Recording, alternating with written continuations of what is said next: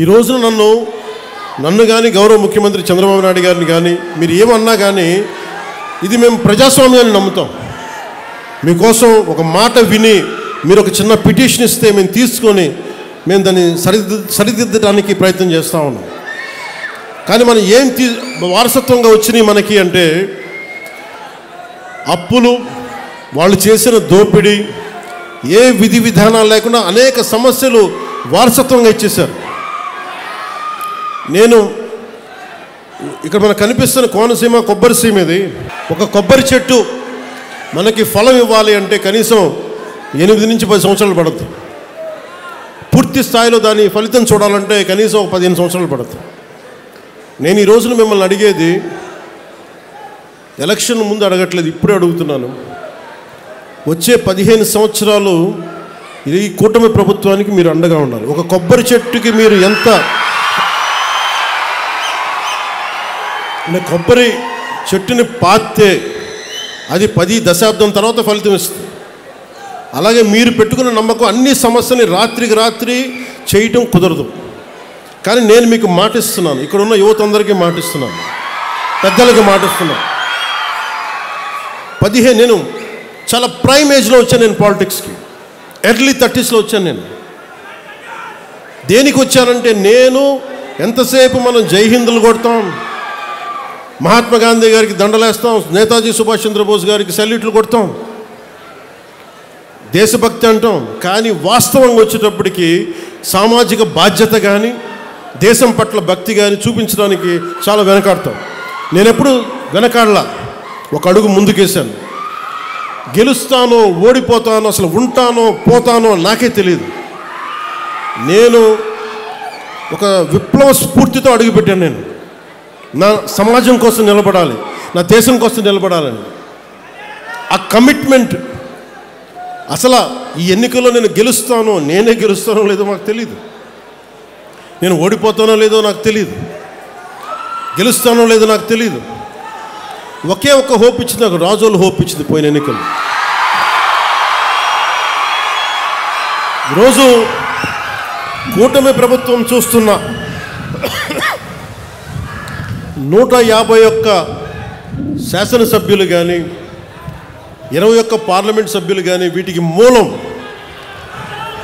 మూలాధారం, వీటికి అంకురార్పణ రాజోల్లో పడింది 2019. ఒక చిన్న దీపం మిగతా దీపాలను ఎలా వెలిగిస్తుందో, ఒక కొవ్వొత్తిని వెలిగించి ఎలాగ మిగతా 5 కొవ్వొత్తులు మనం ఎలా వెలిగించాము, 5 దీపాలు మనం ఎలా వెలిగించాము ఒత్తుల్ని, అలాగా నాకు 2019లో మీరు వెలిగించినది చిన్నపాటి ఆశ, మినుకు అంటే విజయం. వెళ్ళిపోయిన ఎమ్మెల్యే,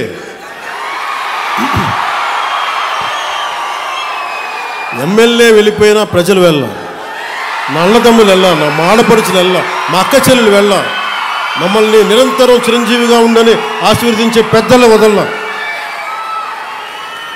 మీరు ఇచ్చిన ఆ చిన్నపాటి ఆశ ఈ రోజున కూటమి ప్రభుత్వానికి ఎంత బలమైందంటే, అది నాకు బలమైంది, నేను కూటమికి బలమైంది. అది మీరు ఇచ్చింది. అందుకు నాకు ప్రత్యేకించి బాధ్యత ఉంది. నాకు రాజోలకి ఇందాక మన సోదరులు హరీష్ గారు చెప్పినట్టుగా నేను గెలవడం పిఠాపురం నుంచి పోటీ చేశాను, గెలిచాను. కానీ రాజోలు నేను గుండెల్లో పెట్టుకుని నియోజకవర్గం. అందుకే పరమశివుడి ఆశీస్సులతోటి ఆలయాన్ని మొత్తం నేను అతి త్వరలో దానికి నిర్మాణానికి పూర్తి స్థాయిలో నా సహకారాన్ని దానికి అందిస్తాను. మనం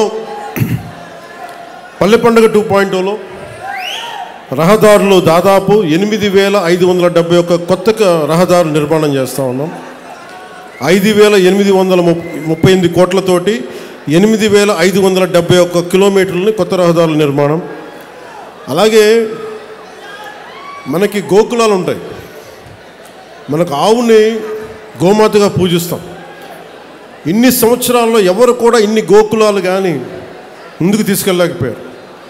అలాంటిది మనం కొత్త ప్రభుత్వం, మన కుటుంబ ప్రభుత్వం వచ్చాక ఇప్పుడు దీంట్లో 375 కోట్ల రూపాయల వ్యయంతో 25,000 కొత్త మినీ గోకులాలు, 16 కోట్ల అంచనాతోటి 157 కమ్యూనిటీ గోకులాలని మనం ఏర్పాటు చేయబోతా ఉన్నాం.